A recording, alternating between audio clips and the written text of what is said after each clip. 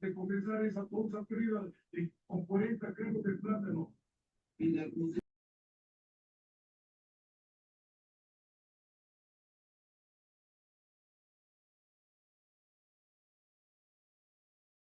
una logística técnica e ideales.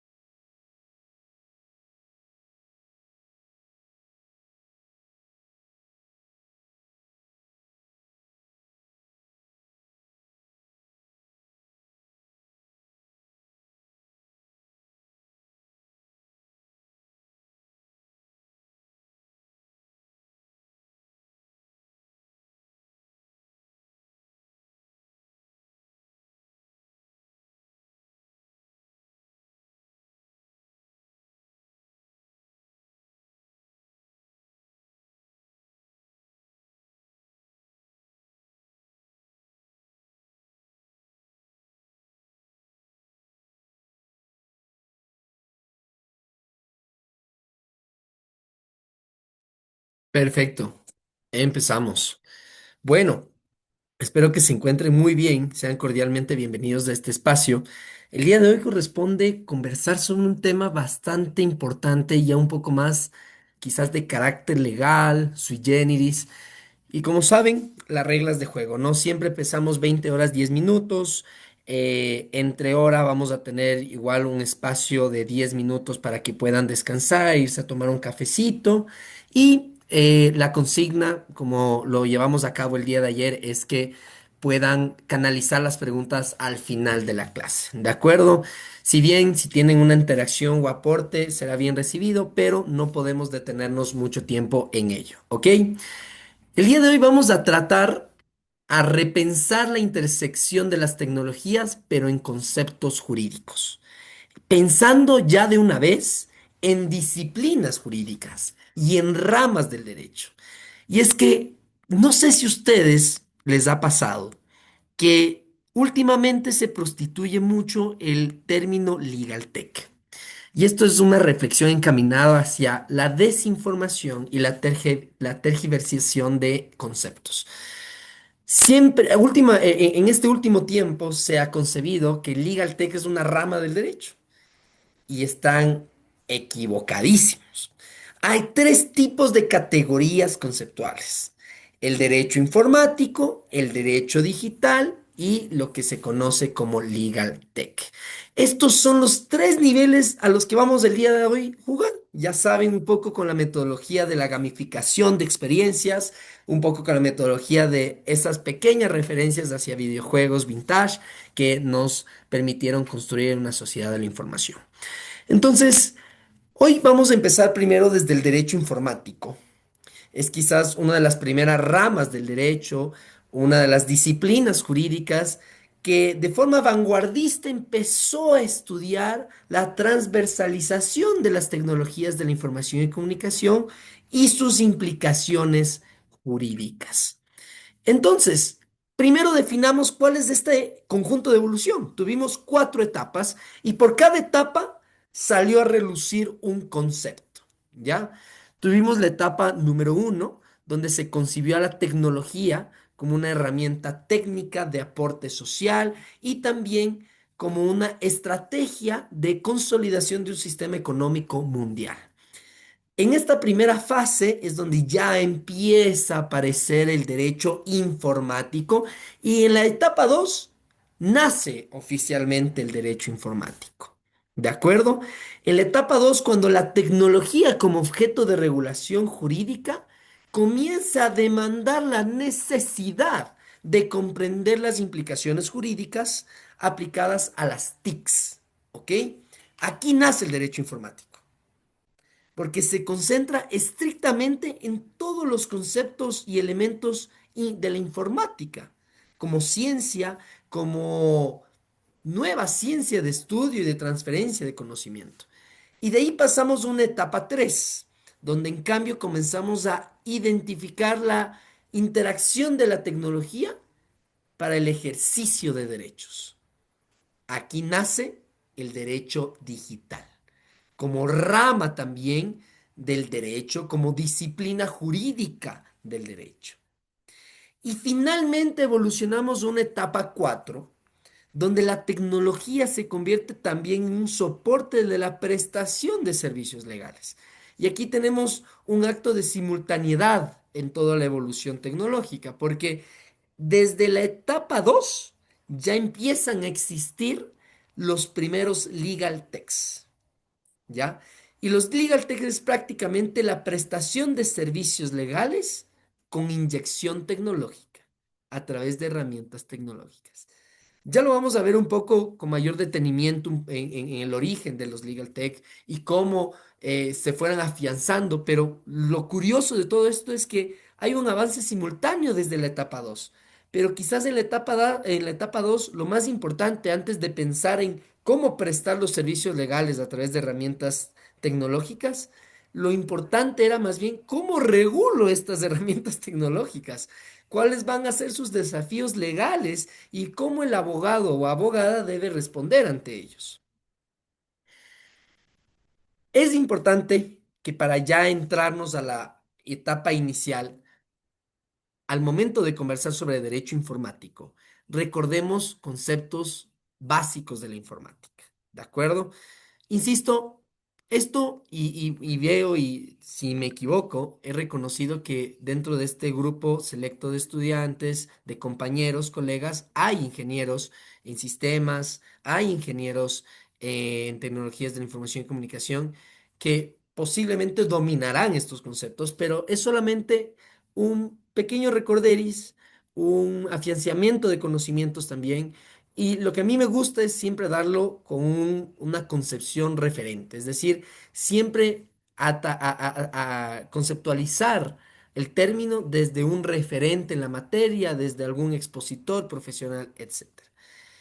En este caso nos vamos con Donald Knuth, que prácticamente define el algoritmo como un conjunto finito y ordenado de instrucciones precisas que van a permitir la ejecución de procesos o la resolución de problemas.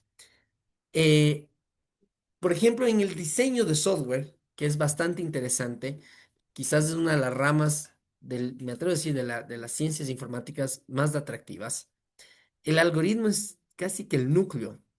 Eh, Muchas personas, a través de lo que representa la programación algorítmica, es que se genera precisamente el conjunto de reglas dentro de una sociedad.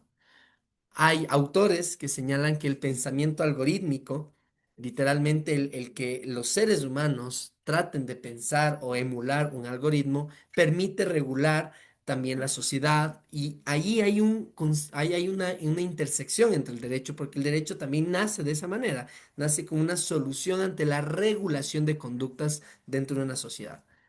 Es bastante interesante y atractivo para quienes quieran dedicarse al derecho informático puro y duro, para quienes quieran especializarse también en el derecho de las nuevas tecnologías, entender esas similitudes conceptuales, entender cómo funciona.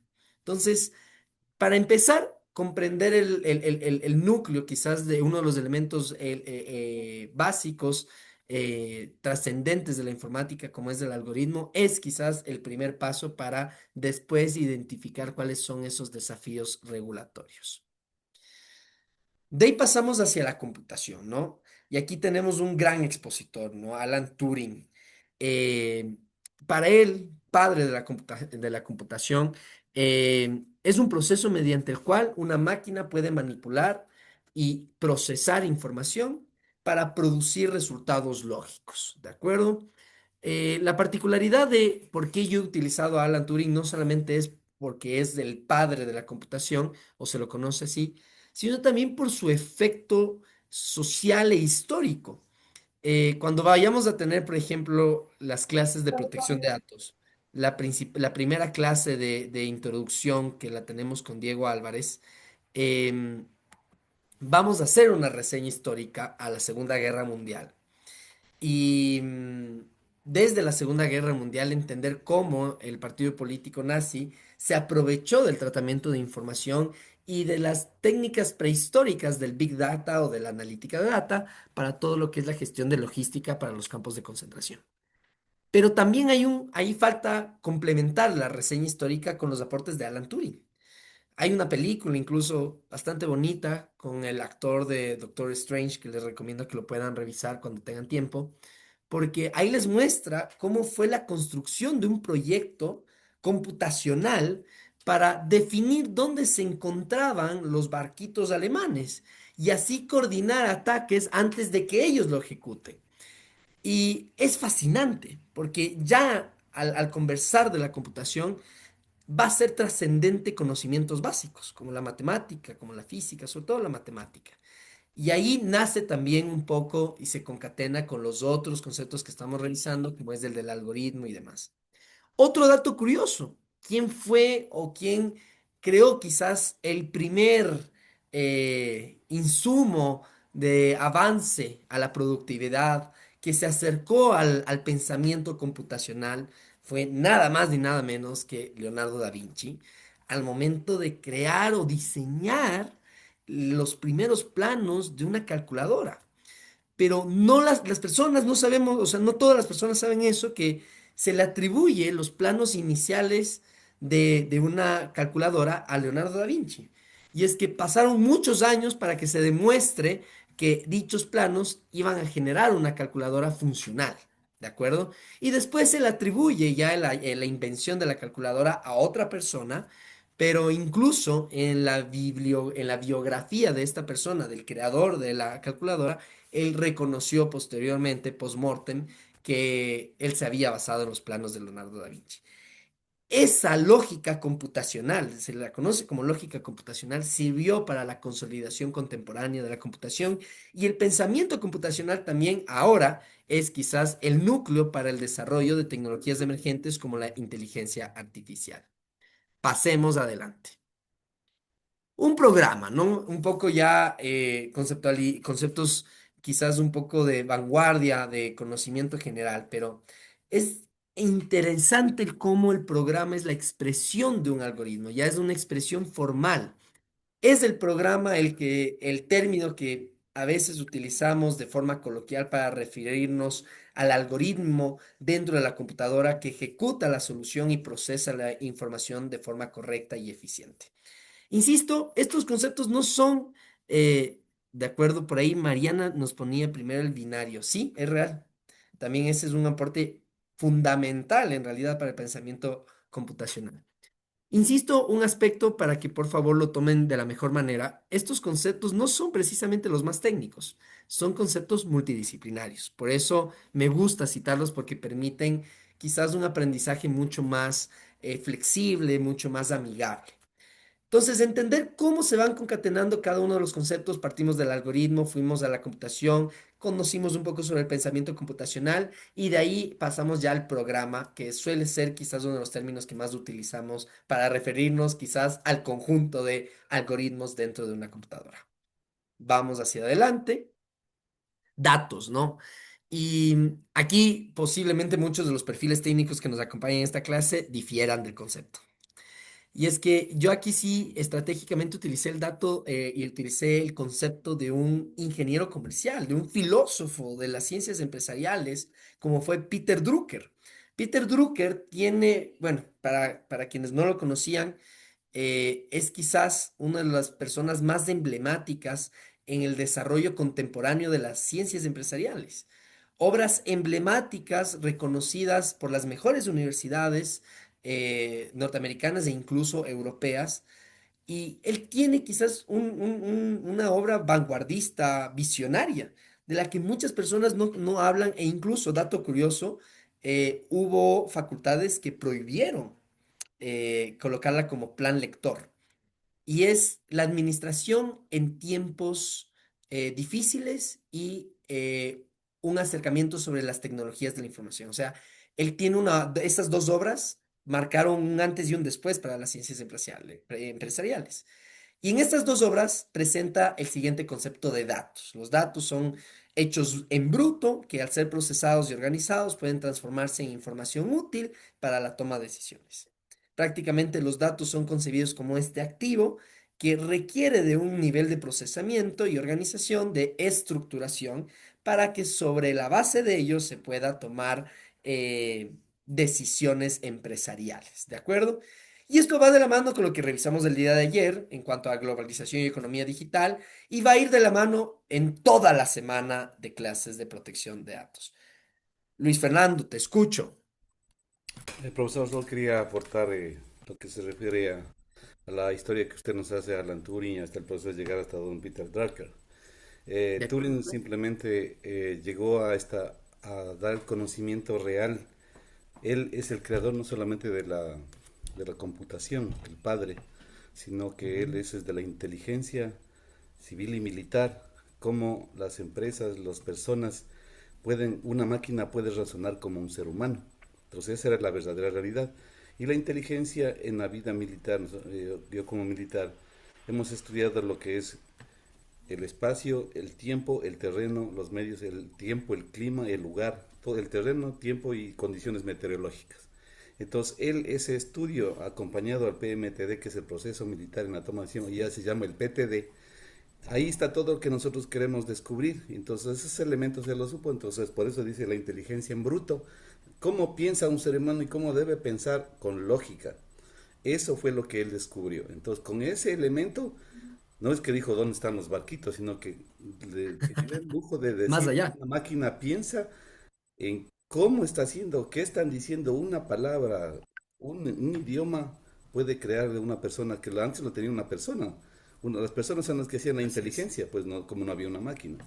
Entonces ese es el aporte para que todos conozcan. Es una mezcla, es Muchas gracias, Luis, computación y de datos. más bien te agradezco porque sí es mucho más prolijo el aporte. En efecto, no es simplemente haber dado de baja los barquitos, sino todos los avances de estrategia lo conoce, estrategia de inteligencia militar, creo que me dijiste, sí es un concepto de cyber. Incluso hay quienes dicen, ya de forma un poco más atrevida y excéntrica, que Turing contribuyó hacia el concepto de ciberdefensa.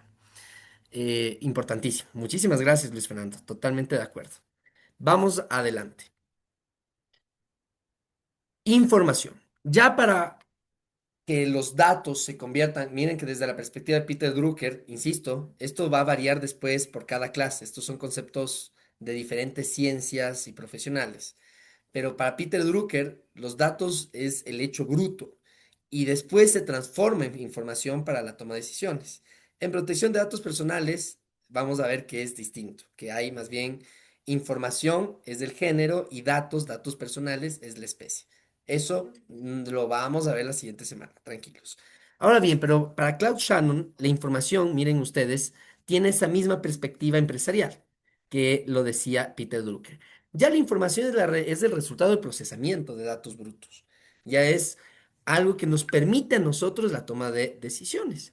Y aquí lo voy a concatenar con un aspecto muy importante, la gestión de riesgos. ¿Ya? El mundo en la protección de datos y en el compliance, en la prevención del lavado de activos y en derecho de consumo, competencia, en seguridad de la información, se matan elaborando las matrices de más de 20 pestañas para el cálculo de riesgo inherente, riesgo residual. Cuando se olvidan cuál es la naturaleza del riesgo. ¿Cuál es el concepto de riesgo? Si no me equivoco, uno de los estándares de ISO que mejor define a los conceptos y que de forma subsidiaria influye a los demás es la 9001. De ahí viene precisamente una aplicación por cada uno de los sectores, pero se mantiene el concepto de riesgo. Riesgo es igual a incertidumbre. Entonces, la gestión de riesgos, ¿cuál debería ser el objetivo principal? La disminución de la incertidumbre para la toma de decisiones. Y aquí se concatena con el concepto de información. La información debe ser tu output dentro de la gestión de riesgos para la toma de decisiones.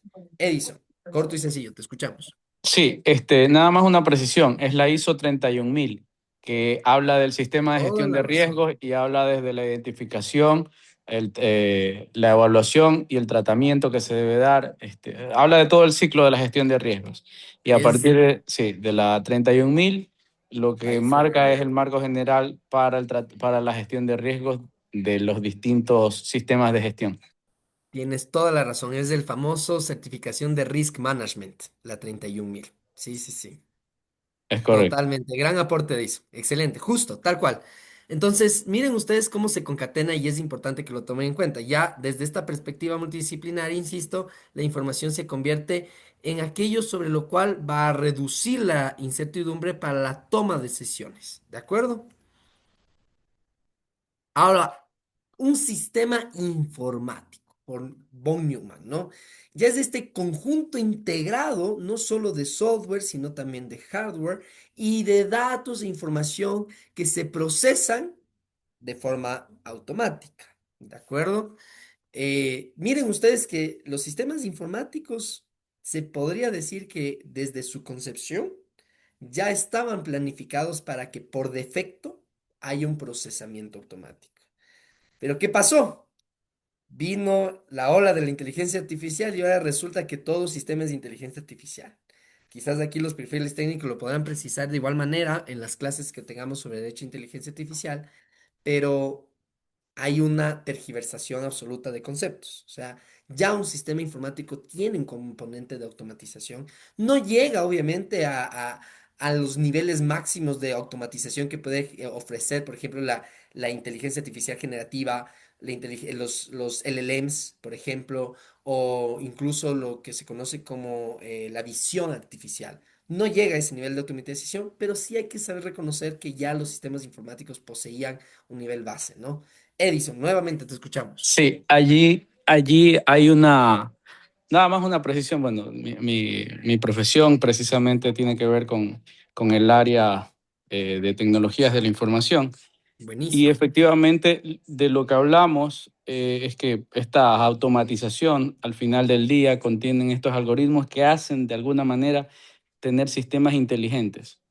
La diferencia en lo que se habla hoy en día y el boom y la tendencia es sobre la inteligencia artificial generativa, donde Así ya es. intervienen modelos mucho más avanzados y allí sí para determinar que un sistema es lo que decimos hoy en día comúnmente en la jerga que tiene inteligencia artificial, es precisamente que cumpla con esas condiciones de que tenga algoritmos y mecanismos que generen nuevo conocimiento y tengan procesos de aprendizaje. Espectacular. Y más bien, Edison, y quienes sean aquí perfiles técnicos, vamos a conversar mucho en algunas clases. Esta es una, pero vamos a trabajar bastante con ustedes. Más bien, bienvenidas sean las precisiones y demás, porque, insisto, Lo que desde esta materia y cátedra da es más una observación del estado de arte desde la perspectiva legal. Yo sí no me la juego esto no es una clase de informática jurídica, es de derecho informático. Entonces, bienvenidos sean esas precisiones, que nos va a servir bastante durante todo este programa. De ahí un concepto bastante sui generis que me llamó también la atención, tiene que ver con el de red de computadoras, ¿no? Entender que es este conjunto de dispositivos, computadoras interconectadas que pueden llegar a compartir recursos informáticos, ¿no? Recursos de información, que sí están estandarizados bajo protocolos comunes. Aquí en cuanto a las redes de computadoras, mal haría yo en compararlo, porque les mentiría si es que eso no es el alcance conceptual, pero sí encontramos, por ejemplo, algunos escenarios donde a ustedes, si es que llegan a perfilarse más hacia el mundo de la protección de datos o hacia el compliance en ciberseguridad, tendrán que evaluar, por ejemplo, los data centers. Eso es increíble. El mundo de los data center, de los rack, de cómo se almacena o dónde se guardan los rack, es fascinante. Para empezar, no muchos saben, pero hay estándares técnicos sobre el ambiente controlado de los data center, ¿no? No es que, y me ha sucedido que a veces voy a una consultoría en compliance en ciberseguridad o en protección de datos y le digo, bueno, muéstrame el data center, ¿no? Y lo tiene en la bodega al lado de las cosas donde están, o sea, por ahí cerquita, como que donde están todo lo que es conserjería y demás. Nah, falla, ¿no? Y aparte no tiene aire acondicionado, aparte no tiene un control de accesos vigilado, no hay una camarita de videovigilancia. Entonces, miren ustedes que sí es importante todos estos elementos, sobre todo desde el derecho informático, y ya lo vamos a ver un poco más a profundidad, porque cómo se llega a regular es bastante interesante. Ya vamos a ver cuál es uno de los casos y objetos de regulación del derecho informático que tiene que ver mucho, muchísimo con la ciberseguridad y con los estándares técnicos. Internet, quizás uno de los términos que más utilizamos hoy en día, ¿no? Que ha representado también una inclusión forzada en nuestro lenguaje y que hoy en día está más que normalizado, pero hace 20 años o más, aquí en el Ecuador no lo teníamos mapeado todavía. Es una infraestructura global que permite el acceso y la interconexión universal de información y servicios digitales. Claro, concreto. Y ahora sí, vamos un poquito a orígenes, ¿no? Vamos con el derecho informático. Y es que donde nació el pensamiento computacional y logró expresarse o tangibilizarse, allí apareció el derecho informático. Ahí está todo. Desde una perspectiva social, contextual de la humanidad, las evoluciones, revoluciones industriales facultaron o exigieron a los abogados y abogadas de que empiecen a regular todos los proyectos tecnológicos que estaban pensados en la optimización de procesos y ese siempre va a ser la bandera de las tecnologías de información y comunicación y de otros elementos tecnológicos o de las soluciones técnicas, la optimización de procesos.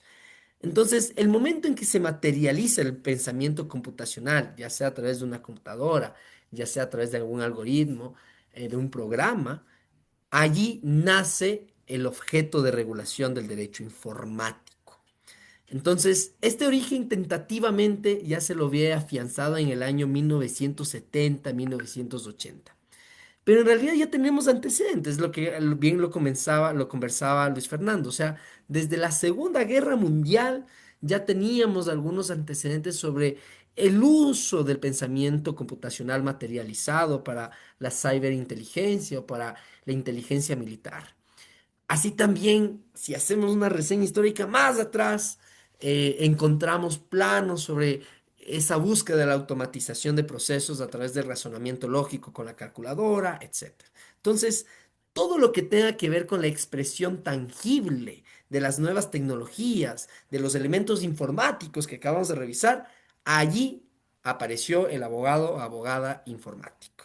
¿Ok? Entonces, más o menos ya la consolidación del origen se da en 1970-1980. Incluso un dato curioso, que esto me llama mucho la atención, es que las ofertas académicas de especialización en esta materia también comienzan a proliferar en esa época. Es decir, antes de 1970, o sea, por los años, en los años 60, e incluso hacia atrás, no había ni siquiera una rama de estudio del derecho. El derecho no tenía ese nivel también de evolución dinámica para las ofertas académicas y profesionalizantes. Entonces, prácticamente lo que pasó ya en 1970, 1980 es que empieza a haber la primera generación oficial de abogados informáticos que obviamente se inmiscuyeron en temas básicos, ¿no? Sobre las propiedades del software, sobre a quién le pertenece, sobre cuáles son las implicaciones jurídicas del tratamiento de la información, cuáles son las implicaciones jurídicas del uso de las tecnologías de la información y comunicación. Y precisamente de ahí sale la necesidad regulatoria. Recuerden mucho esta palabra porque va a ser quizás uno de los patrones que lo vamos a ver también con los derechos digitales, ¿no? El uso de infraestructuras tecnológicas como software y hardware y los riesgos tecnológicos asociados a ello determinan la necesidad de la especialización del derecho informático, de todo lo que es la consolidación del derecho informático como especialidad. Y aquí sí hay un factor muy interesante que es la geopolítica, porque resulta y acontece que las tecnologías de información y comunicación se convierten en un sector estratégico de los estados vencedores posguerra. Y en las guerras frías, sobre todo a través de prácticas como el espionaje, se comienza a detectar todo lo que tiene que ver con los riesgos tecnológicos en cuanto a la ingeniería social. Y esto es fundamental. Todo lo que fue prácticamente las batallas entre, desde lo básico, ¿no? ¿Quién llega a la luna primero? Desde quién tiene la capacidad de crear nuevas soluciones tecnológicas más vanguardistas entre los países de una ideología capitalista versus los países de una ideología comunista, generó el caldo de cultivo para que existan o bastantes necesidades regulatorias, ¿no? Entender hasta qué punto este software o hardware puede ser utilizado para fines de beneficio colectivo y hasta qué punto son más bien, como le he mencionado, un sector estratégico, un área, un objeto estratégico de forma geopolítica para la militarización. Y ahí comienzan a haber tensiones éticas, ahí comienzan a haber también los riesgos tecnológicos de los tomadores de decisiones y a los que los abogados e ingenieros en sistemas, tecnologías de información y comunicación tuvieron que enfrentarse. Cuéntame, Edison. Sí, creo que agregar un punto que en su momento tuve la oportunidad de trabajar en un proyecto donde nos presentaban el por qué era tan necesario. Estoy hablando hace unos casi 15 años atrás, más, casi 20 años atrás, donde específicamente se tomaba como referencia lo que describía la Agencia Nacional de Seguridad de Estados Unidos, y Ujú. es el riesgo que existe de que una data sea explotada y esto afecte a millones de personas, su vida, Correcto. su salud y el riesgo que existía sobre eso, ¿no? Entonces, o de que esa información pueda ser manipulada por terceros y como ya lo vimos, por eso el tema de las elecciones en Estados Unidos y todas estas cosas que pudieran afectar Exactamente. o tener un impacto social o hacia la sociedad que sea muy de mucho peligro, ¿no? Entonces, creo que por allí son cosas que han venido ayudando a que aparezca mucha más regulación y de allí también creo que afinar desde la información o desde lo general y a un punto particular que son los datos personales. Exactamente, justo, te adelantaste a la siguiente diapositiva. ¿Cuáles van a ser estas dimensiones jurídicas? Las dimensiones jurídicas del derecho informático son algunas, o sea, las más genéricas, las que ustedes están observando, ¿no? Para empezar, la propiedad intelectual les contaré, ¿no? O sea, ¿a quién le pertenece su software? ¿Y quién tiene el derecho de explotarlo económicamente? Para empezar, ¿no? Y ahí viene un tema que ya lo veremos en el día sábado en la clase de propiedad intelectual aplicado a la economía digital, y es que el software es susceptible de protección bajo derechos de autor, que suele ser la vía general y la más recomendable por la naturaleza del software. Sí, a mí también me sorprende. Literalmente el proceso, o sea, ya de forma pragmática, en el Ecuador y en algunos países, para que tú registres un software, recae sobre él los derechos de autor, es decir, nacen a partir de su creación, a partir de la creación del software, ya de forma intrínseca, por defecto, hay derechos de autor sobre el mismo, pero se sugiere su registro ante el Servicio Nacional de Derechos Intelectuales. Y el proceso está o es relacionado como al que tú activas para el registro de una obra audiovisual, de una obra visual, etcétera. Es muy curioso, o sea, a mí me parece fascinante, pero aquí quiero hacer una aclaración antes de darte la palabra, Edison, y es que el software también puede llegar a ser sujeto de patentabilidad. No directamente el software, sino ya algunos aspectos específicos del software. Eso, insisto, lo veremos en la clase de propiedad intelectual dentro del derecho a la economía digital, pero de forma muy general, ¿ok? Edison, cuéntanos. Sí, bueno, yo tengo una empresa de software, de hecho, y uno de los puntos que acá se debaten y en su momento por eso decidí estudiar leyes, por el tema de que mi negocio realmente no es el software, sino la propiedad intelectual. Y Así aquí, es, exacto. con el asesoramiento legal que he tenido hasta el momento, pues he tenido que confeccionar contratos donde efectivamente quien hace el software o el programador en este caso, que es una persona que trabaja para mí, jamás Cede va a... los derechos patrimoniales. tiene los derechos, ahí no recuerdo, ¿sabes? Ajá, Pero debe hay tener los dos derechos aspectos. morales, que son Morales, inalienables, pero los exacto. patrimoniales, que es de explotación económica, te Sí. los da a ti como empresa, más o menos. Exacto, exacto, porque en los contratos se tuvieron que ajustar a un tema de software por encargo, haciendo las delimitaciones del caso y donde se hacen todas las sesiones de los temas patrimoniales para la explotación comercial, Exactamente. más no los morales, que era lo que no me Ex- acordaba. Entonces, sí, sí tuve la experiencia, me La tocó experiencia. reestructurar los contratos de mi empresa, dado este escenario. Y a partir de allí, pues el proceso ya de registro de todos los temas que involucra el producto como tal. Pero Exacto. ese tema que me llamó la atención, porque hasta ahora he podido encontrar, bueno, por lo menos la gente que me asesora legalmente, ha sido un proceso bastante engorroso poder patentar el know-how de un software. Eso, Es que ahí, si es que usted lo sabe, podríamos conversar a la interna. ajá, aparte, eso ya es aparte, fuera de clase, dice. Sí, Acá sí, sí, todavía claro. no. Pero sí, Porque sí, cuéntame. Porque ya le digo, no, esto no es de ahora, pero yo desde hace muchos años tengo varios productos. De hecho, tengo un producto que lo he vendido como caja blanca un montón de veces, eh, pero hay un know-how detrás de eso que yo he querido patentarlo, pero ya me di por Es vencido que ahí viene porque un como... problema que es la que nos enfrentamos hoy en día y es que en el Ecuador, en teoría, el know-how no es susceptible de protección.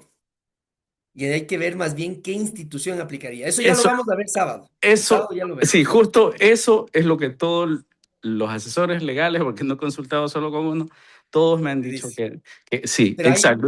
hay maneras a través de otras formas, pero un poco más creativas. Pero ya lo vamos a ver. El sábado resérvate las preguntas para ver si lo aterrizamos a la clase, ¿de acuerdo? Perfecto, perfecto. Perfecto. Entonces, también lo que ya bien se anticipaba, la protección de datos personales se deriva del derecho informático, definitivamente. Y la prevención de delitos cibernéticos. Y es que en la clase de compliance vamos a ver el caso Watergate a profundidad, pero ya les puedo anticipar, quienes sean curiosos y les invito a que se apasionen, revisen algunas películas sobre la época de la Guerra Fría, películas muy basadas en la típica de James Bond, de los espías y demás, pero véanlo desde el contexto del caso Watergate, etcétera, ¿no? Bajo esta premisa de la prevención de delitos cibernéticos, de qué están haciendo las empresas para prevenir accesos no autorizados de espías que puedan acceder a los data centers y puedan destruir el data center y acabar con la funcionalidad operativa de toda una empresa o de todo un país. Y aquí también se comienza a empoderar un concepto muy interesante en materia regulatoria tecnológica. y tiene que ver con la neutralidad tecnológica. Y es que al momento de que nosotros debemos regular, activar al derecho informático digital, va a ser trascendental que siempre busquemos que la accesibilidad sea la premisa mayor, que la accesibilidad neutral, independientemente de la posición social o al sector que pertenezcas, te puedas beneficiar de las nuevas tecnologías, ¿de acuerdo? Eso ya lo vemos un poco más en derechos digitales. ¿Cuáles son algunos objetos de regulación del derecho informático? Como les había mencionado, la propiedad del hardware y del software. No sé si ustedes han visto The Big Bang Theory, una sitcom espectacular, y hay un capítulo específico sobre esto, donde un conjunto de genios, quienes no han visto Big Bang Theory, un conjunto de genios jóvenes, que algunos graduados del MIT y otras empresas, otras universidades prestigiosas como Princeton, Harvard, etcétera, trabajan en un laboratorio científico y la fuerza militar los busca para que desarrollen un sistema, no era un sistema, para que desarrollen un invento, dejémoslo ahí ya, porque ya las tecnicidades no lo recuerdo. Pero uno de los actores, personajes de la sitcom dicen, tenemos que tener y asesorarnos con un abogado, porque no vaya a pasar lo mismo que a Oppenheimer o a Alan Turing, que una vez que ellos crean o aportan a la sociedad con una gran invención, lamentablemente el Estado, por estrategia geopolítica, se apodera de esa invención y estas personas a veces hasta fallecen en extrañas condiciones o incluso fallecen en la pobreza absoluta, ¿no? Entonces, ese es un pequeño guiño justo al objeto de regulación del derecho informático, lo que ya les mencionamos, el tratamiento de información personal y los ataques cibernéticos. Lo que más me importa a mí transmitirles es que el derecho informático tiene un enfoque totalmente técnico. Por eso es lo desafiante. Entonces, claro, si es que, y perdónenme por ser tan pragmático, si es que van a recibir la asesoría del legal de algún abogado, o ustedes ahorita en este momento van a tener la capacidad de dar una asesoría legal. Si tienen un perfil técnico, por Dios, yo les recomiendo, aquí está la especialización. El derecho informático, por sus conocimientos técnicos, les va a permitir como que homologar conocimientos y adaptarlos simbióticamente. Pero no es lo mismo un abogado especializado en derecho informático que en derecho digital, porque el derecho informático tiene un enfoque más técnico, el derecho digital mucho más legal. Entonces, les invito a que lo conozcan, a que lo tanteen y que lo tomen en cuenta desde ahí ya una diferencia sustancial entre derecho informático y derecho digital. Vamos al derecho digital y me encanta. Yo soy honesto, muy transparente con ustedes. A mí me gusta el derecho digital. Me he formado como cualquier otra persona porque me parece básico que en el mundo del derecho de las nuevas tecnologías tienes que formarte en ciencias económicas, en las ISO 27001, 31000, 37301, etcétera. Pero yo sí me mantengo y no me salgo de mi campo de formación, que va a ser el derecho. Y el derecho digital se consolida en el año 1990 y se consolida a través de una guerra magistral. Se la conoce como la primera guerra tecnológica en el sector privado y es la de Apple versus Microsoft. Hay bastantes referencias cinematográficas. Hay una película de Steve Jobs interpretada por Aston Kutcher, que por Dios les invito a que la revisen porque es una enseñanza no solo para derechos, sino para economía, para tecnologías de la información y comunicación. Y justo hay un episodio, una escena, yo le quise colocar aquí en YouTube, pero no estaba el archivo muy cargado. Y Steve Jobs tiene una disputa durísima con Bill Gates y lo que pasa, dicen, no está confirmado, yo, por más que he leído las biografías y autobiografías de Steve Jobs, no encuentro el episodio específico de la película, puede que sea una ficción, pero dicen que Bill Gates de cierta manera llegó a ser como un pasante o colaborador, aliado estratégico de Apple. Y Apple en un laboratorio, mientras estaban diseñando el siguiente producto, parecía que iba a sacar unas soluciones como las de Excel, Word y demás. Y Bill Gates aprovechó y extrajo esa información, sacó su empresa, la sacó primero y dio el primer golpe. ¿Y qué es lo que sucedió antes de darte la palabra, Edison? Para las precisiones, Eh, empezó una guerra comercial, pero esta guerra comercial tenía un objeto, donde determinó la necesidad del derecho. Y es que la guerra comercial fue por la privatización de las tecnologías de la información y comunicación. Esa fue la guerra. Entonces, Apple y Microsoft, por su competencia, comenzaron a generar también precios que no eran accesibles para el público. Y en ese momento nace todo lo que tiene que ver con la comunidad de software libre que ya vamos a ver y con la que tengo el honor de haber trabajado y hasta el día de hoy trabajar con ellos. Edison, vamos con los pequeños detalles de Pi- precisión. Piratas de Silicon Valley se llama la película, y bueno, la historia, no solo esta película, narra lo que ocurrió con Microsoft y Apple. Apple siempre fue el más grande Ujú. y Microsoft creó WordPerfect y otro software, y entonces estaba creando el software, el paquete utilitario para la nueva Macintosh. Y entonces Steve Jobs o Apple le dio su Macintosh que iba a salir al mercado ya con este utilitario. Lo que hizo Bill Gates es hacer ingeniería inversa de ese equipo y crear un clon x86. Ahí nace el famoso x86, Así es. al cual le ponen el sistema operativo basado en MS-DOS, que se llamó Windows 3.11. Y allí es donde empieza la guerra, La guerra. porque, claro, y allí, no, no, es bastante interesante porque hay varios aspectos allí, inclusive como yo creo que la genialidad, digo, de Bill Gates, de cómo le vendió algo que no tenía a IBM, que fue el sistema Así es. operativo MS-DOS. En la misma película lo puedes ver, pero es muy Sí, sí, buena sí. y está muy apegada a muchos de estos hechos que ocurrieron, de cómo nace Microsoft, de cómo nace Apple y quiénes empezaron a liderar, ¿no? este mercado. Muy bien y correcto, muy buena apreciación. Y es que tal cual, esa fue la trazabilidad del caso, donde ahí sí, en efecto, miren, ya comprobó eso, no es ficción. Quizás no hay mucho detalle en la bibliografía, pero sí, hay un tirre, yo digo que había una tensión sexual no resuelta entre Bill Gates y No, Steve Jobs. pero sabes que la misma película al final te deja con un sabor, porque es más, yo lo investigué y lo pueden buscar también. Quienes crean realmente el sistema de ventanas y el mouse no es ni Apple ni Microsoft, es un empleado de Xerox y lo crea como Eh, interfase para las impresoras y todo este tema, y finalmente lo terminan desechando y eso se lo presentan a Bill Gates, perdón, a Steve Jobs, y Steve Jobs se lleva eso. o sea, Y todo, el ladrón que roba, ladrón 100 años de perdón. tal cual, Tal cual, ¿no? por eso la película se llama Los Piratas de Silicon Valley. Correcto, buena referencia. Yo creo que ya se convierte en película obligatoria para estos temas. Ahora, ¿dónde nace la necesidad regulatoria? En la expansión del Internet también, obviamente, y el nacimiento de las industrias TIC, porque como les menciono, en los cimientos de la economía digital, mientras Bill Gates estaba peleando con Steve Jobs, era una batalla comercial, como la que hoy está generándose una guerra comercial entre estados.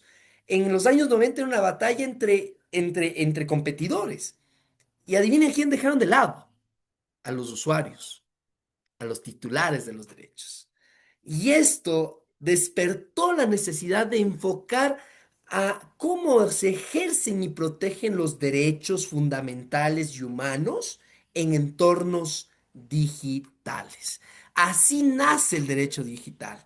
Ese es el enfoque más jurídico. Ahí es donde nacen los derechos digitales, que es prácticamente una reinterpretación de los derechos humanos y fundamentales aplicados a las nuevas tecnologías. Y ahí empieza también una ola de modernización constitucional. Aquí en el Ecuador, dato curioso, que lo vamos a ver igual en la clase de protección de datos. Eh, el habeas data en el Ecuador está desde 1996, ¿ya? Pero no existía derecho constitucional de protección de datos. Recién en el 2008 se incluye el derecho de protección de datos personales en el artículo 66 de la Constitución, en el catálogo de derechos de libertad, si no me equivoco, en el numeral 19. como protección de datos personales y haciendo guiño a los derechos conexos, derecho de acceso, rectificación, cancelación, los famosos derechos ARCO.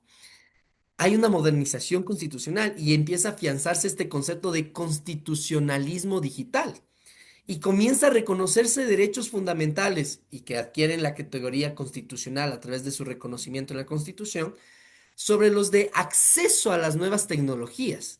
Y empieza una ola a nivel internacional sobre reconocimiento, por ejemplo, del derecho humano de acceder al Internet.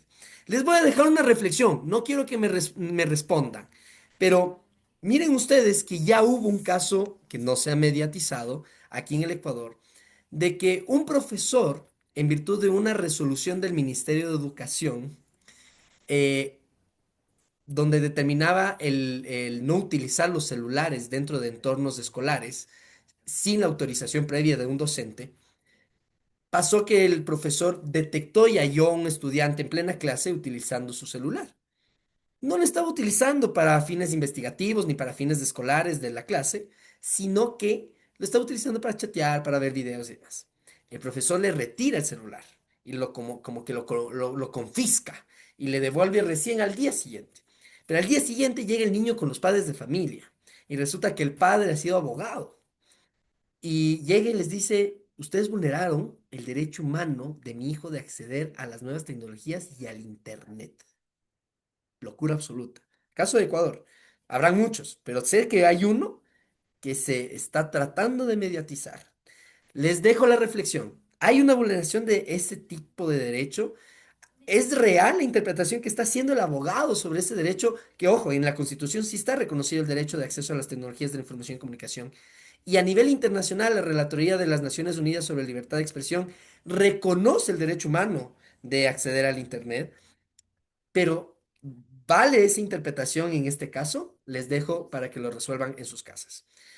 Y finalmente viene un aspecto como les había yo indicado, ¿no? La democratización del software. Entonces, la guerra entre Bill Gates y Steve Jobs genera la preocupación a un segmento de perfiles técnicos legales sobre, por Dios, estamos privatizando la información.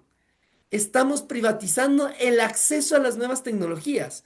Mientras estos dos genios, industrias, TICs, están peleándose por ver quién saca más precios, menos precios, quién es más competitivo que el otro, nadie se fija en los consumidores. Y nace el movimiento de software libre. Con este temita, vamos, solo acabo lo que es software libre, tomamos el break y continuamos, ¿ok? Entonces, software libre, primero, el componente fundamental para entender el software libre es la libertad, ¿ya? Libertad es que antes de la década de los 90 no había.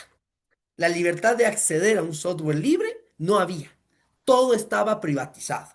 Todo estaba controlado por su propietario, ¿ya? Entonces, para empezar, entender que software libre es aquel que en ejercicio de tu derecho de libertad de acceso a las nuevas tecnologías, lo haces de forma equiparada, sin ningún tipo de pago, sin ningún tipo de licenciamiento, etcétera. Ya vamos a ver las excepciones, ¿no? Porque ahí vienen unas diferencias conceptuales entre software libre y software gratuito, entre software libre y open source, que supongo también Edison ahí nos podrá aportar y bueno, cualquier otro perfil técnico de la clase también nos va a poder aportar con las precisiones. De forma general, Richard Stallman también suele decir, pues, que el software libre, como su nombre le indica, se refiere estrictamente a la libertad, este ejercicio filosófico de acceder libremente a las nuevas tecnologías. Y aquí venimos ya en algunas diferenciaciones especiales, ¿no? El software libre versus el software gratuito, ¿no?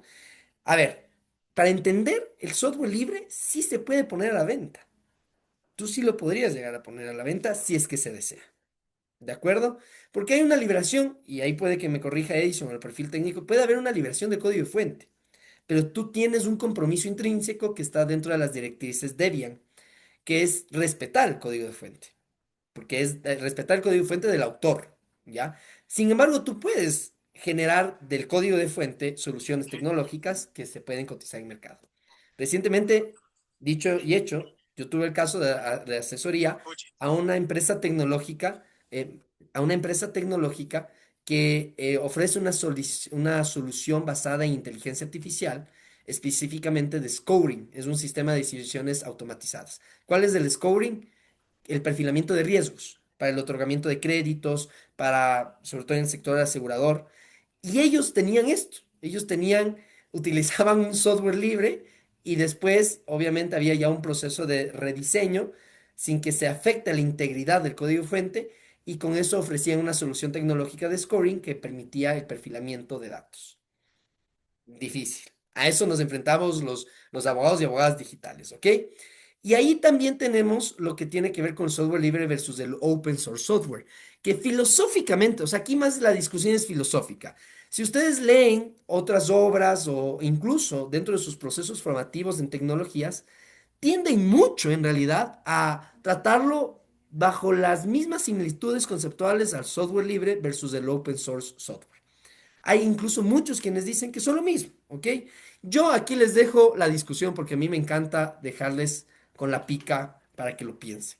Pero filosóficamente en sí el término puede llegar a ser distinto. O sea, la distinción entre el uno y el otro es más de carácter filosófico. Porque todo va a depender en el uno sobre la disponibilidad del código fuente y no estrictamente sobre la libertad. Pero si ustedes revisan precisamente las directrices Debian, esto pone en jaque sobre la diferenciación entre software libre versus open source software. Las directrices Debian son estos elementos fundamentales para la comprensión y entendimiento del software libre, para prácticamente entender el alcance e identificar cuando estamos tratando de un software libre. Entonces, esta siempre va a tener un enfoque en la libertad y se va a basar en las siguientes dimensiones: la libertad de redistribución. El código fuente debe de incluirse y debe de permitir precisamente su distribución o incluso en forma compilada binario, que ya nos mencionaba así un pequeño guiño Mariana. También, y esto es una de las particularidades, es lo que yo les mencionaba en mi caso, permite la generación de trabajos derivados. Esto es súper interesante porque, ojo, lo vamos a ver a breves rasgos lo vamos a ver el día sábado en propiedad intelectual.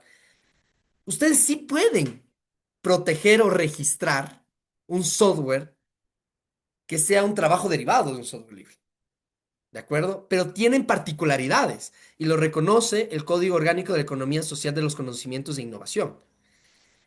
Ahí hay límites, sí hay límites aquí en el Ecuador sobre el tema del uso de software libre y después cualquier tipo de propiedad intelectual que se pueda generar sobre los trabajos derivados. ¿Qué más? La integración del código fuente del autor, ¿no? Perdón, la integridad. Esto es fundamental. O sea, hay un respeto intrínseco hacia la autoría. Y aquí, si se dan cuenta, es por eso que el software tiende a tener una protección bajo derechos de autor. Y solo aspectos específicos después son susceptibles de patentabilidad. Porque en derechos de autor, lo veremos y me adelanto un poquito, hay derechos morales y patrimoniales. Literalmente, los derechos morales es ese cariño y esfuerzo de haber creado algo bonito, una creación de tu intelecto materializada o perceptible a través de los sentidos. Y tú te sientes merecedor de un reconocimiento, o sea, yo creé esto. Entonces, en software libre hay que respetar la integridad del autor del código de fuente. De ahí la no discriminación contra personas o grupos. Y aquí nace, y les dejo para que robarles un poco de horas de sueño, ¿qué pasa con los sistemas de inteligencia artificial, independientemente de la categoría, que son de software libre? ¿Cómo nosotros precautelamos que no exista discriminación algorítmica? ¿Qué pasa en esos casos? Ahí está el desafío. Ese es objeto de tesis para quien lo quiera desarrollar. Y de ahí tenemos la no discriminación en función de las finalidades perseguidas ya puestas, obviamente, ante la accesibilidad y la libertad de las personas. La distribución de la licencia, que la licencia no ha de ser específica para Debian, tiene que ser una licencia quizás más sui generis, con un enfoque hacia la libertad y que no se contamine, que la licencia no contamine otros programas. Eso también es súper importante. Vamos ahorita al receso, son las 21 horas con 6 minutos. Regresamos aproximadamente a las 21 horas con 16 minutos, con 20 minutos máximo, para conversar todo lo que tiene que ver con los Legal Tech. Para aquellos abogados o abogadas o perfiles técnicos que ya conozcan esta página, he puesto aquí el ejemplo de un emprendimiento tecnológico ecuatoriano que me parece muy bonito. Hay que creer en nuestro producto. Así que quienes deseen, tómense este tiempito para respirar y demás y pueden ya empezarle a buscar este Legal Tech y en qué consiste. Nos vemos a las 21 horas con de 17, 18 minutos, ¿ok? Gracias.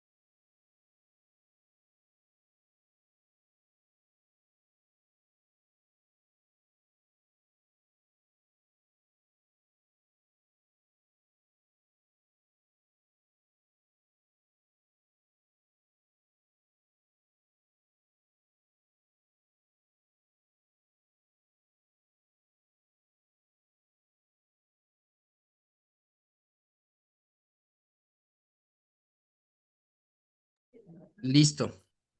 Volvemos entonces. Permítanme, solo reviso los mensajes.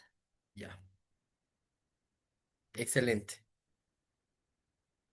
Bueno, pasamos ya esta segunda sección eh, hacia las Legal Tech. Y para empezar, de una vez les cuento a todos, mi objetivo de esta discusión es que dejemos, por Dios, de decir que derecho digital es legal tech, que derecho informático es legal tech, que legal tech es derecho digital, que legal tech es derecho informático.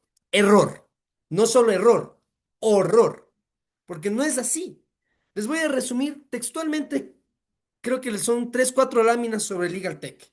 Y es que son los servicios legales con inyección tecnológica. Esas son las legal tech. Se acabó.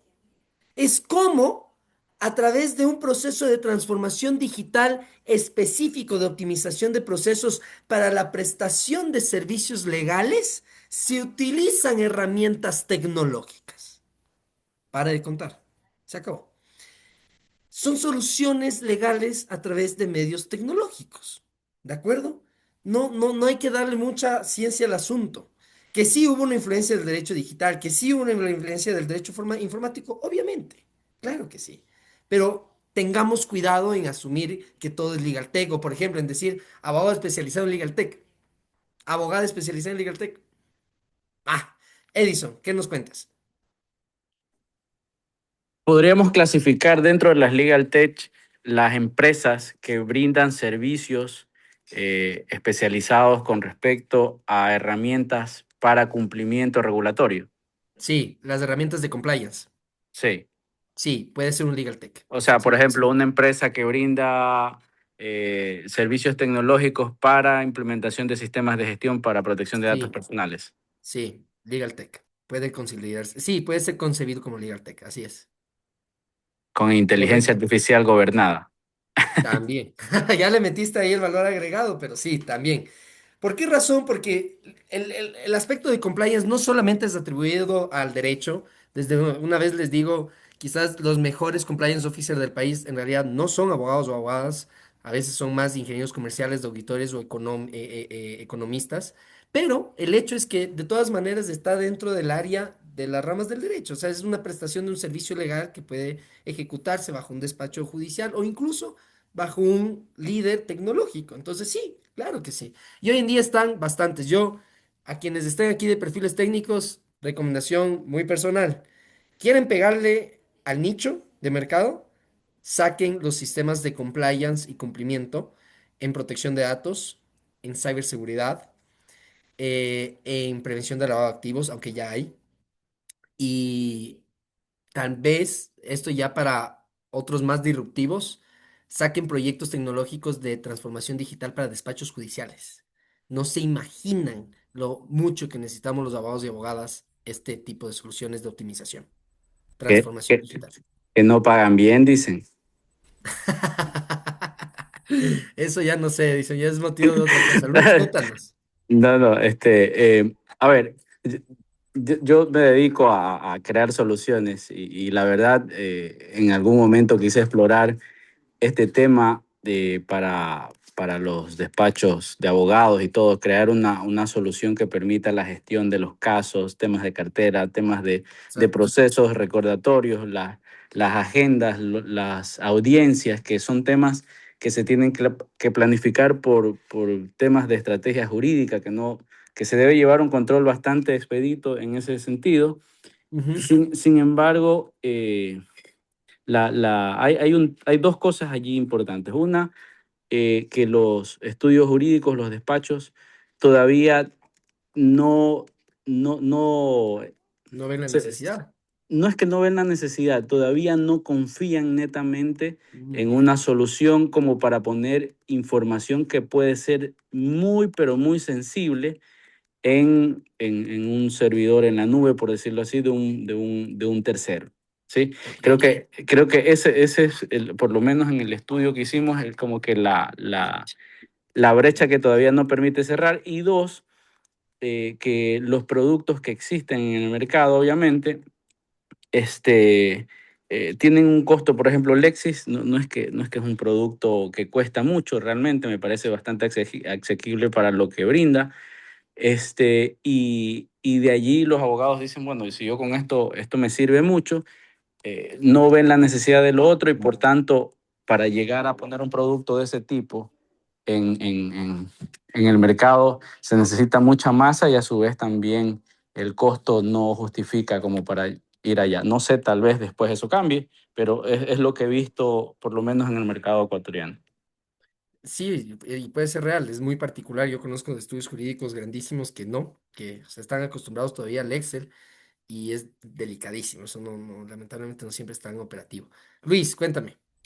Profesor, simplemente una aclaración, o sea que cuando yo quiera, por ejemplo, automatizar los contratos que hacen las personas en las empresas con el Estado, o sea, cuando se gestionan los expedientes digitalizados o se firman documentos electrónicos como ya hacemos actualmente, que nos preguntaba creo que ayer, y hasta lo que estábamos usando la inteligencia para hacer gráficos, para analizar la jurisprudencia, todo eso, Correcto. y resolver los conflictos a veces con eso y tratar de ayudarnos. Esa es una herramienta. Entonces, entonces el Legal Tech es prácticamente el uso de esa tecnología para mejorar el servicio jurídico para las personas, También, nada más. así es. Es concepto No, yo así. no tengo que hacerme problema nada más de eso ya. Claro. Claro, Y porque si a recuerden mí que me es también pregunta con como una el apuesta en el señor que es mercado, ingeniero, con yo no fines le voy a, comerciales. no le capto hasta ahora ninguna palabra de tantas cosas que dicen, ¿no? Discúlpame, pues. No, no, está perfecto, está muy bien, tal cual, Luis Fernando. Gracias. Recuerden que siempre para fines comerciales nomás. Y bueno, prácticamente el Legal Tech es parte de las olas de las inyecciones tecnológicas de algunos sectores. El sector de servicios legales fue uno. Lo veremos a breves rasgos en otras clases, pero también está el FinTech, por ejemplo, que son servicios financieros tecnológicos, que ya lo conversamos allá a breves rasgos. Está también la industria de los InsurTechs, que son aseguradoras y reaseguradoras con ofrecimiento a través de medios tecnológicos o con herramientas tecnológicas. Y bueno, en realidad tenemos también un concepto mucho más general que se lo denomina como el Web 3. El Web 3, que es todo este ámbito regulatorio de servicios con esta inyección tecnológica. Es parte en realidad de la consolidación de la economía digital. Y aquí les he preparado este insumo mucho más visual. Ojo, no se preocupen, esta presentación sí se va a cargar en la clase. Todas las presentaciones se van a cargar para su uso, no hay ningún inconveniente. Eh, Aquí están algunos enfoques según el concepto, ¿ya? Para que quede más claro todo lo que estamos conversando. Tenemos del de derecho informático, el uso de las TICs, ¿no es cierto? Y sus implicaciones jurídicas desde la perspectiva informática. El derecho digital, garantizar los derechos fundamentales en entornos digitales, derechos humanos y la intersección con las nuevas tecnologías. Y el legal tech es prácticamente la operación de negocios jurídicos, pero con herramientas tecnológicas, con estos enfoques de transformación digital, la optimización de procesos relativos a los servicios legales a través de herramientas tecnológicas. Y aquí también hay un cuadro de diferenciación. Es un cuadro de diferenciación anclado a uno, quizás que ya lo vamos a revisar a profundidad, y es en tres dimensiones, el objeto, el origen y el enfoque, ¿no? En el derecho informático, ¿cuál es el objeto? La regulación jurídica de los efectos de la tecnología informática, ¿no? O de las ciencias informáticas. ¿Cuál fue el origen? Conceptos académicos y jurídicos de los 70. También todo lo que tiene que ver con el avance de las tecnologías de la información y comunicación. ¿Cuál es su enfoque? Sí tiene un enfoque normativo y sancionatorio, definitivamente. Al ser el primero, el derecho informático, va a tener siempre un efecto de regularización, de regulación y de sanción, obviamente. De ahí pasamos al derecho digital, con un objeto mucho más de la protección de derechos ya existentes, pero que van a tener cierta interacción en los entornos digitales. El origen surge con el empoderamiento sí, prácticamente con el empoderamiento del Internet y de la sociedad de la información, que eso es un concepto que lo vimos ayer también, y el de los derechos y libertades adaptados al mundo digital como un enfoque. Edison, vamos, concreto y sencillo que tengo que avanzar. La protección de los datos, la protección de datos personales, ¿en dónde se encuentra? ¿En el derecho digital o en el derecho informático? En los dos, nació en el derecho informático y pertenece al catálogo de derechos digitales. en los dos. Bien, bien, bien, porque ahí estaba un poco, o sea, ¿dónde lo ubico? Correcto. Porque la ley menciona todos los temas técnicos basados en la ISO 27000 y mejores prácticas en términos de seguridad informática y habla de la implementación de un sistema de gestión de seguridad informática que apoya el sistema de gestión de protección de datos Datos personales. personales. Así es de las novedades de la 27001-2022, si no me equivoco, que sí hace la sugerencia, el guiño hacia el tema de la implementación de todo lo que es la protección de datos personales desde una perspectiva casi siempre jurídica. Sí, y ya la siguiente semana vamos a explayarnos en eso. Y el Legal Tech, finalmente, el objeto es la aplicación de la tecnología a servicios digitales. El origen es en los años 2000, pero ahí yo les cuento un dato curioso, y es que en realidad la primera Legal Tech, según fuentes de información veraces, es de los años 70, 80, pero se llega a consolidar a partir de los 2000. ¿Y cuál es el enfoque? Eficiencia, automatización de la tecnología a través en el enfoque legal, en la prestación de servicios legales. Algunos casos, justo, mire, aquí hay algunos casos bastante interesantes, ¿no? El derecho informático, desde la perspectiva de los delitos informáticos, los contratos de software y licencias, la propiedad y titularidad de las bases de datos. Esto es bastante curioso. Ahorita está en apogeo la protección de datos, ¿no es cierto? Pero, ¿cuántos de ustedes conocían que a través de la propiedad intelectual también se pueden proteger las bases de datos? Hay la forma de ir ante el Servicio Nacional de Derechos Intelectuales y proteger una base de datos. El responsable o controlador de la base de datos tiene la facultad de poder registrar esa base de datos a su o sea, a la titularidad del responsable, pero no muchas personas lo conocíamos. En el derecho digital ya tenemos algunas acciones legales, ¿no? Como les mencionaba el habeas data, el derecho a la libertad de expresión en medios digitales. El día de hoy vamos a hablar sobre un caso, sobre derecho de libertad de expresión en medios digitales. En el Ecuador, hace un mes, la Corte Constitucional la Corte Constitucional de nuestro país acaba de resolver quizás el primer caso de libertad de expresión en medios digitales. Es un gran aporte y precedente. Y de ahí un aspecto muy interesante que tiene que ver con el derecho al olvido en buscadores y redes sociales. Eso también lo vamos a discutir al finalizar, solo con unas breves reseñas, algunos aspectos interesantes que les puede llamar la atención. En el Legal Tech, ¿qué casos tenemos? Tenemos justo lo que ya Luis Fernando lo mencionaba, por ejemplo, la automatización de contratos, la generación automática de documentos. ¿Alguien ha escuchado aquí, por ejemplo, de Chasqui Tech? ¿Han escuchado? ¿No? Ya. Es un legal tech creada por abogados y un perfil multidisciplinario que es ingeniero en programación software y abogado, todos graduados de la San Francisco y que se unieron bajo una perspectiva de fraternidad, bajo una premisa de creemos una empresa para el beneficio de nuestros compañeritos, tanto de la Facultad de Jurisprudencia como de la Facultad de Ciencias Técnicas y crearon este Legal Tech que es la automatización de contratos, la automatización de actas de junta de accionistas, eh, también algo novedoso que la verdad no he explorado y algunos me dicen que no es tanto como se lo vende, pero que es las reuniones las reuniones no son telemáticas, es en el metaverso. Ya, me acordé. Ofrecen el servicio de ejecutar una reunión de junta de accionistas o junta de directorio en el metaverso. Una locura. También tenemos las plataformas de Discovery, que es justamente lo de la búsqueda y análisis de fuentes de información legales, de digital, evidencia digital, súper interesante. Y la gestión de datos y métricas legales, usando inteligencia artificial y análisis. Esto, por ejemplo, debería implementarse sobre todo en el sector de notarías y en el sector del sistema judicial del Ecuador, pero todavía no damos ese pasito. Catálogo de derechos digitales. ¿Cuál es de este catálogo de derechos digitales? Aquí justo va de la mano lo que mencionaba Edison con su consulta, ¿no? Los derechos digitales, primero hay que entender que es una extensión de los derechos humanos y de los derechos fundamentales en entornos digitales y que van a depender, lo que hablábamos de ayer, del modelo regulatorio. los derechos digitales se regulan bajo dos premisas. Un modelo basado en el derecho a la igualdad y equidad y otro modelo basado en el derecho a la libertad. Cada estado, y específicamente su función legislativa, asume qué péndulo, o sea, dónde va a estar el péndulo. Pero de forma general, quizás los principales derechos dentro de este catálogo está el de privacidad y protección de datos personales. Tenemos el derecho a la protección de datos personales reconocido constitucionalmente en el Ecuador, el derecho a la libertad de expresión en línea.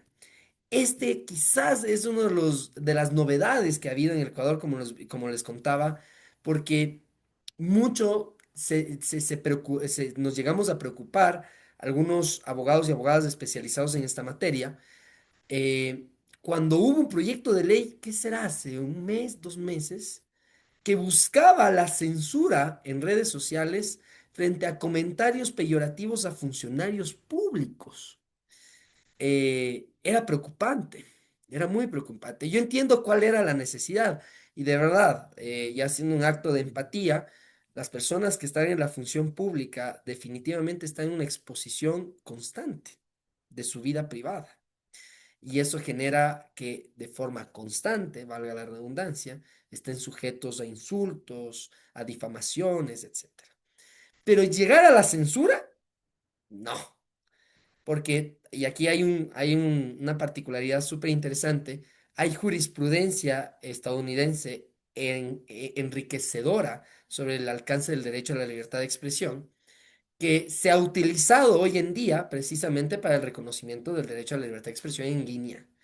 Y es que prácticamente uno de los estándares de algunos de los casos más emblemáticos que ha tenido el régimen estadounidense, el common law, consistía en que las personas que trabajan en la función pública deben de someterse a un escrutinio público, o sea, no pueden exigir que un nivel de intimidad o privacidad. Pero esto va a contraponerse eventualmente con el derecho a la protección de datos. Les cuento esta particularidad solo para dejarles a su reflexión personal. Y es que pronto vamos a enfrentarnos a dilemas dentro del derecho digital. La Superintendencia de Protección de Datos Personales, a través de su máximo representante, que es el superintendente, el doctor Fabricio Peralta, el año anterior dentro de la conmemoración a la Ley Orgánica de Protección de Datos Personales, él sí se pronunció sobre un aspecto que le preocupaba, y es el de los límites de la transparencia de la información pública frente a la privacidad de datos personales y la protección de datos personales. Él lo que decía, y que es muy real, es que en virtud de la crisis de inseguridad que existe en el Ecuador, es muy delicado y crítico que exista un nivel de transparencia absoluto sobre los funcionarios públicos, porque esa información puede ser utilizada para otras finalidades de carácter ilícitas, ilegítimas, que puedan afectar no solo el derecho a la protección de datos personales de los funcionarios públicos, sino en realidad su derecho a la integridad o incluso hasta su derecho a la vida. Y eso les invito a que hagan un análisis retrospectivo. Nosotros, sin ser funcionarios públicos, a veces recibimos llamadas telefónicas de extorsión de grupos criminales en el Ecuador, sin ser funcionarios públicos. Ya tienen nuestra información personal. Ahora imagínense para un funcionario público con todo el acto de transparencia, con toda la obligación, que también es un deber. La transparencia pública es parte de los ejes integradores para prevenir la corrupción. Entonces, ahí está un conflicto, nuevamente un tema de tesis. ¿Cuáles son los límites a la transparencia aplicada a los funcionarios públicos desde el derecho a la protección de datos? Y es que tradicionalmente se ha aplicado el estándar estadounidense que les menciono. Y es que se entiende que por ser funcionario público tú aceptas el que tu vida va a tener escrutinio público. O sea, es parte de, o como se diría, gajes del oficio. ¿Ok? Sin embargo, esto no da soluciones. Esto no es una solución. ¿De acuerdo? ¿Qué otro ejemplo? Todo lo relativo a la libertad de expresión en línea, ¿qué pasa cuando los medios digitales publican hasta cierto punto eh, aspectos íntimos, ya no solamente íntimos, ya más a la esfera de la privacidad, creo que es intrínseca, inherente al concepto, que nuevamente se lo hace con personas que están en el medio, con influencers o incluso con políticos. Tomen en cuenta que según la Ley Orgánica de Protección de Datos Personales, en teoría la ley tiene un límite de aplicación a las actividades periodísticas. Miren ustedes. Pero ¿hasta qué punto? En Perú, por ejemplo, ya hubo casos muy particulares. Hubo un caso en particular donde el Indecopi sancionó a un medio de publicación por haber difundido un audio durante una investigación periodística que, ojo, el resultado de esa investigación periodística fue haber descubierto una red de corrupción brutal en Perú. Pero de todas maneras, la persona se vio afectada por un tratamiento de datos personales ilegítimo porque a él jamás se le informó para qué finalidades iba a utilizar su audio. Y solo la que se les había informado no cumplían con base al tratamiento que se ejecutó posterior. Y ahí hay un precedente interesante. Edison. Lo que ahora mismo pasó en Ecuador con las narco babies y que Ecuavisa tomó un perfil de Ah, una muy chica bien. de Argentina. Exacto. Sí, ese es un claro Caso. ejemplo de la extralimitación, del poco cuidado y que básicamente con una disculpa pública pretendían o pretenden que Y queden las no, cosas así.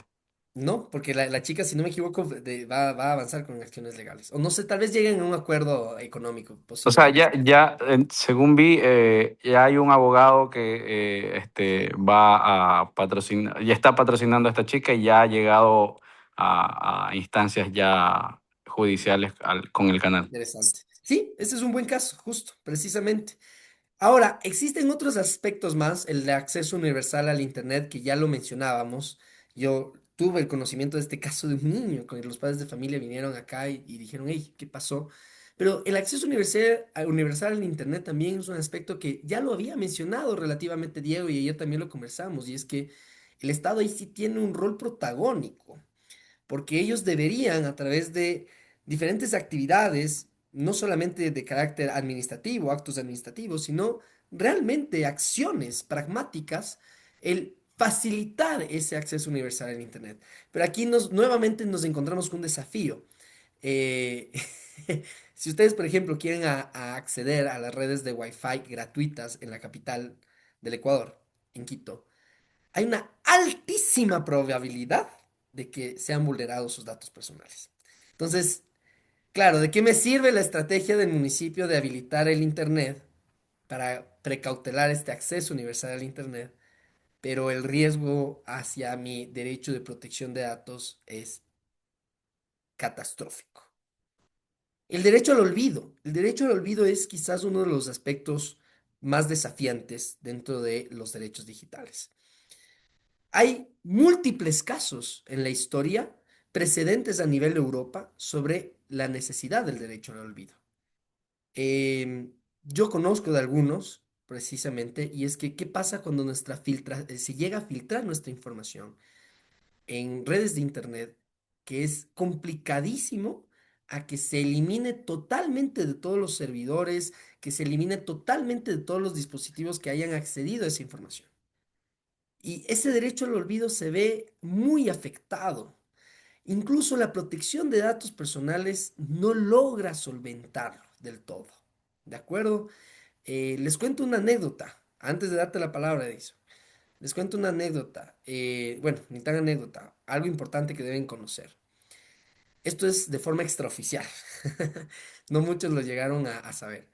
La comunidad andina, el Parlamento andino, quiso regular el derecho al olvido. Quiso expedir una normativa andina supranacional para regular el derecho al olvido. Y era gravísimo. ¿Cuáles eran los motivos para regular el derecho al olvido?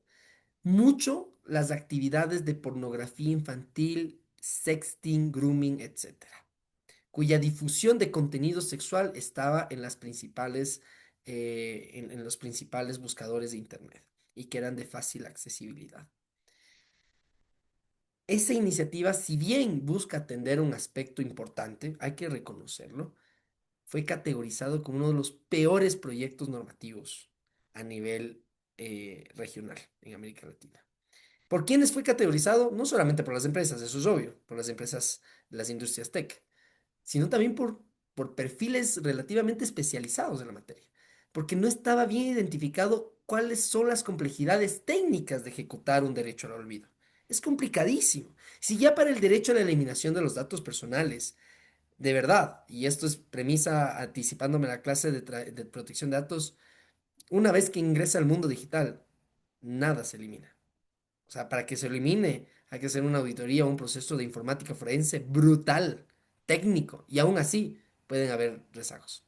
Edison, cuéntame, para ya ir Justa- avanzando. Justamente era un tema que quería tocarlo y es que la complejidad técnica que tiene hacer un proceso de eliminación de una base de datos, de registros de datos personales, dado que a partir de allí, por ejemplo, las empresas financieras generan tipos de relaciones a nivel técnico de bases de datos donde estos registros están vinculados técnicamente y que resulta prácticamente imposible porque la trazabilidad que también te exige la misma regulación te hace que tú te hace que te hace que técnicamente los sistemas tengan que incluir estos mecanismos que eviten una vulneración de la integridad.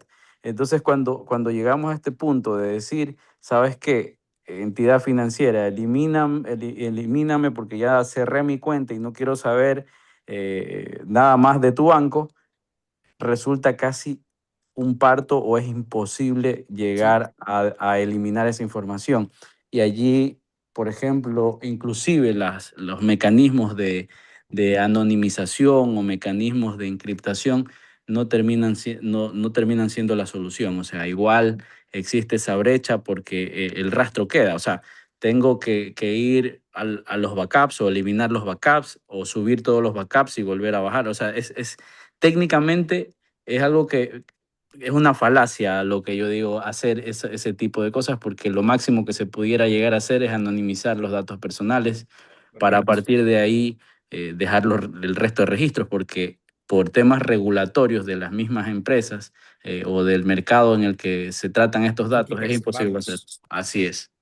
Hay obligaciones de conservación. Eso lo vamos a ver también en el tema de protección de datos a profundidad y quienes desean investigarlo, la superintendencia ya sacó una guía al respecto sobre la eliminación, pseudonimización y anonimización de los datos. Mientras otros esperan, tú Ahora, avanzas hacia yo la gran... quería llegar a un tema y con este prácticamente ya culminarlo, porque es un caso que tiene diferentes vertientes, ¿ok? Mariana, cuéntame, antes de... Máster, le cuento que sobre la trazabilidad, nosotros nos Sí. hicieron sacar un reglamento prácticamente para todo el sistema, ¿Y cómo porque fue? ¿Cómo le sacaron? sí, o sea, le pusieron más requisitos. Entonces se le puso más requisitos a cada requerimiento Mm, de la eliminación y eliminación, eso. pero fue el juzgado que mandó a elaborar el reglamento. Interesante, Por- ¿eh? Súper Porque da interesante. la casualidad que hubo unos pases que habían sido, que aparentemente no eran pases, eran unas condecoraciones que aparecieron de la nada. Entonces, obviamente las antigüedades había un conflicto que entre ellos habían puesto que hagan una nueva revisión y obviamente ya fue a conflictos legales y el juzgado pues, mandó a hacer el reglamento, ¿no? Ahí Correcto. TICS hizo el reglamento. Y, por ejemplo, ahí quedan eternamente los Los registros, no datos. hay eliminaciones, lo que hay es marginaciones. Ah, interesante, ¿eh? O sea, Exacto. hay muchas alternativas, verán, y ahí Ujú, solo anticipándome un tema. Ojo que con la anonimización, al menos como está establecido en la guía de la Super, me atrevo a decir que es de carácter excepcional. Es decir, que requiere del consentimiento del titular, una, y ujú, dos, requiere de una revisión, creo que previa por parte de la Super. Si no me equivoco, tendría que entrar, pero más bien lo que opta la guía, por eso es guía, es más bien aplicar otras alternativas, porque ojo, ojo para todos.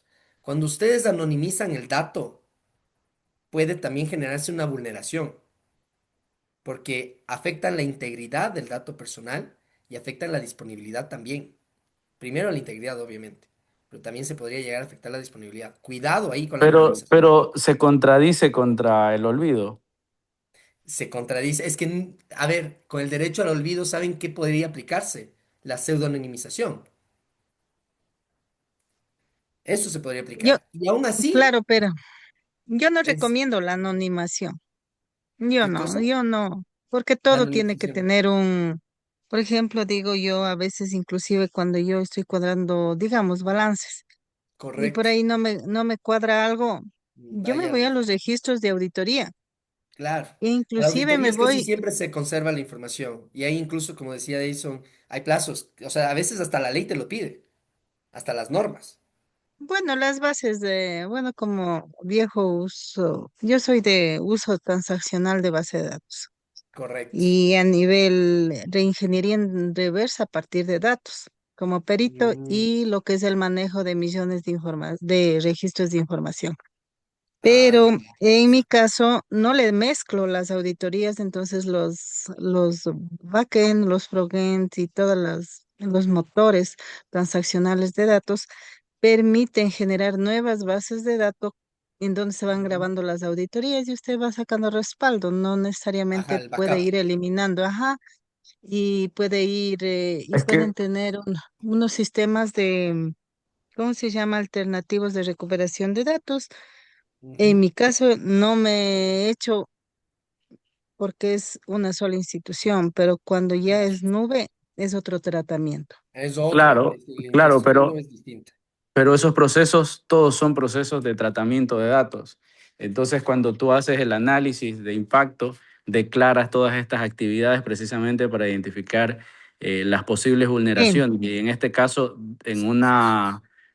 o sea, cuando hablamos de anonimizar, no solamente estamos hablando de anonimizar la data que está en reposo, sino también la data que pudo haber sido producto de o generada o disparada a partir Claro, después de del, los usos y valorizaciones. A eso se Ajá, refiere. ajá. A Entonces, ver, cuando se aplican estas cosas, precisamente se toman estos procesos para que abarquen los procesos principales y los adyacentes y anonimizas todo eso. O ya, creo que estoy usando la palabra, no sé si estoy utilizando el término adecuado, pero es está casi, como, ¿no? Está bien, está bien. Y bueno, me gusta que se vive un poco ahí el pero debate. claro, anonimiza como proceso, pero no como dato. Se puede crear el proceso no. como tal, Exacto, pero exacto. ya en la Bueno, en práctica mi puede caso sí, a generar. veces sí he hecho eso, que se le creo el proceso anónimo, pero en realidad yo le cojo los Se hace, registros de los usuarios, exacto. claro, y no Y se hace como una proceso anonimización pueden pura y entrar dura. todos, ¿no? Pero sí hay como Verán, yo les parcializarlo. recomiendo algo. Todo lo que Ujú. sea ya tratamiento de datos, vamos a tener una semana intensiva de protección de datos. Entonces, Mm. acumulémoslo. Valió la pena porque estamos hablando sobre derecho al olvido y medidas técnicas para poder garantizar el derecho al olvido, pero preferiblemente canalicémoslo para todo lo que es protección de datos, porque sí quisiera cerrar con todo lo Es que que ya es en con este caso. 51, pensé que ya veníamos al cierre nomás. Sí, sí, ya Yo entramos en estaba cierre. Solo calladita, yo sobre estaba este caso. escucha.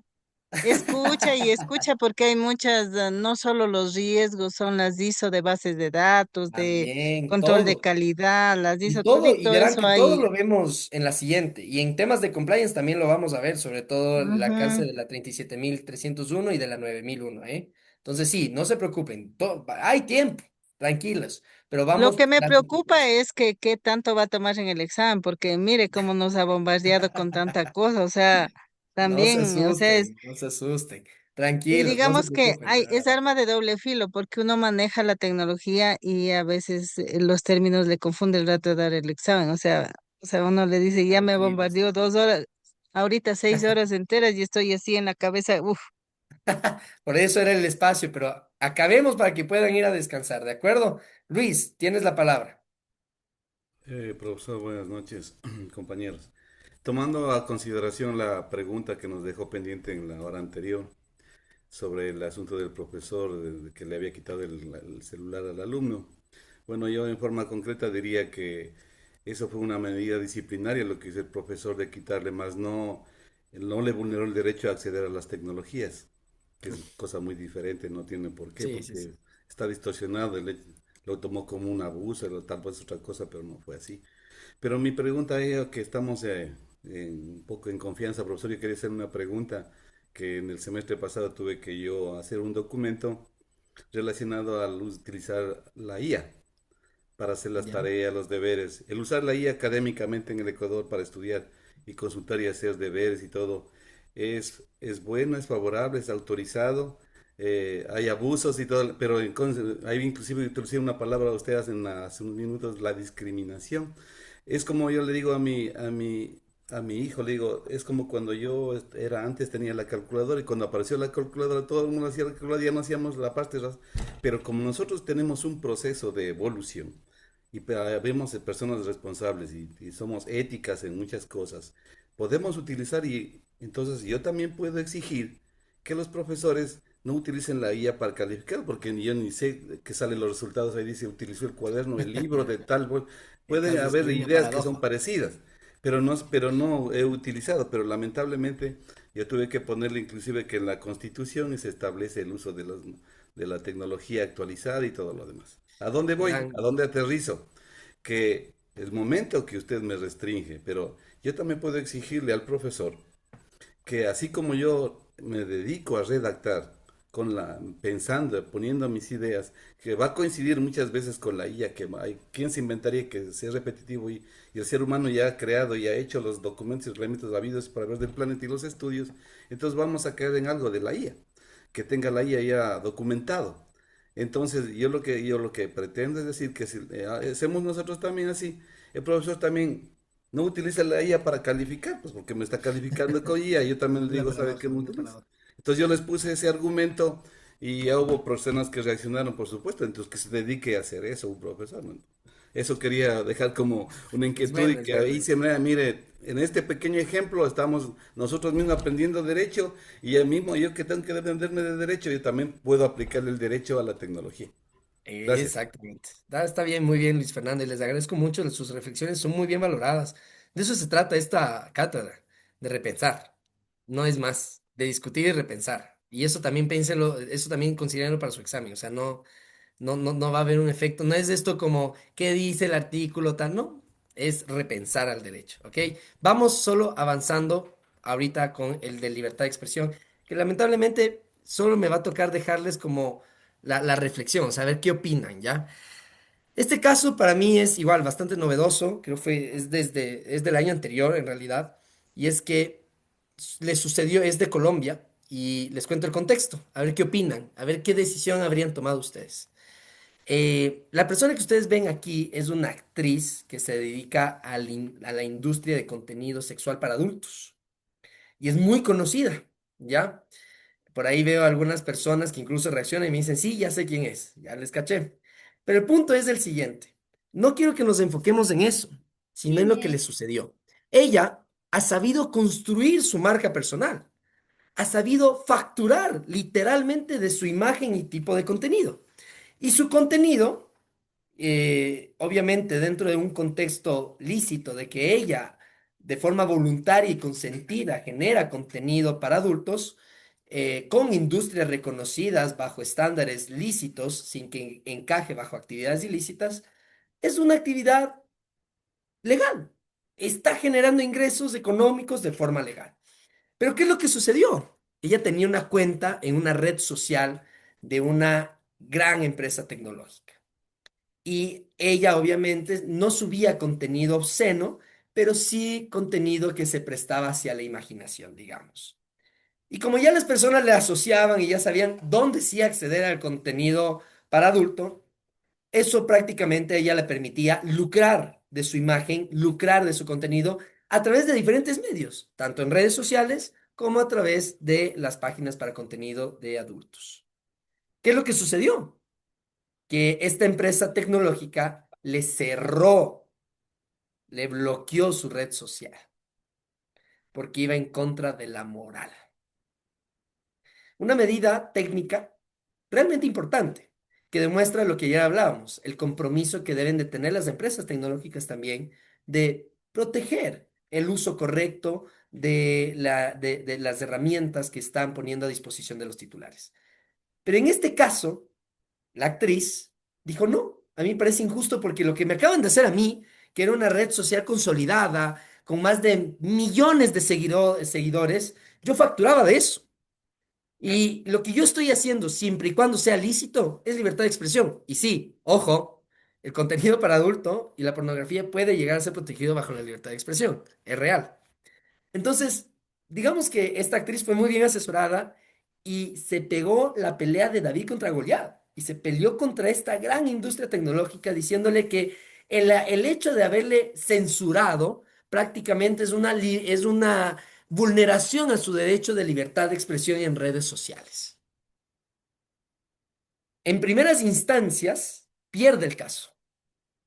Y en una estancia análoga, no análoga, distinta, no adjetiva, en la vía constitucional, la Corte Constitucional Colombiana aboca conocimiento sobre esto y desarrolla y escoge este caso para el desarrollo de jurisprudencia y de precedentes. Y allí la sorpresa. La Corte Constitucional de Colombia determina que esta empresa tecnológica le vulneró, en efecto, el derecho de libertad de expresión en redes sociales a esta actriz. ¿Qué les parece? Les dejo esa lección, les dejo a que lo piensen, lo dejo a que lo reflexionen. Ya son las 22 horas en punto.